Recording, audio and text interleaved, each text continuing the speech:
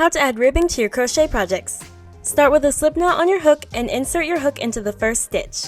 Secure with a slip stitch. Then chain according to the length that you want your ribbing to be. Don't forget to add a turning chain at the end.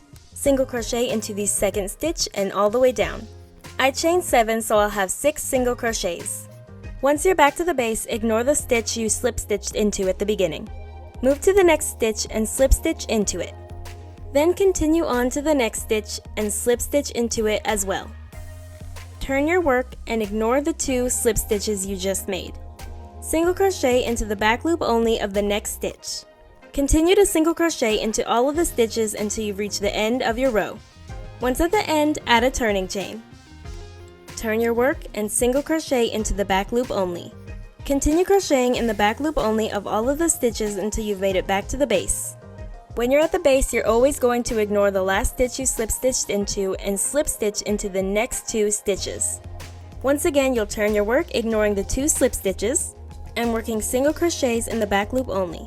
Once you've made it to the end, it's time to attach the 2 parts together. Add a turning chain. Use your hook to pick up the back loop of the last row and the chain of the first row. Once you have these 2 loops on your hook, you will slip stitch them together.